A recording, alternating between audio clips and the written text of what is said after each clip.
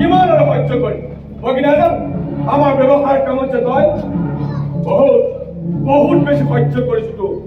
আৰু নহ'ব আৰু তই নোহোৱা হ'লে আমাৰতো ভাল হ'বই লগতে মোৰ ছোৱালীজনীৰ ভৱিষ্যতটো ভাল হ'ব কি চাই আছ ই মৰা নাই যদি মাৰি পেলাই একেবাৰে মাৰি পেলাই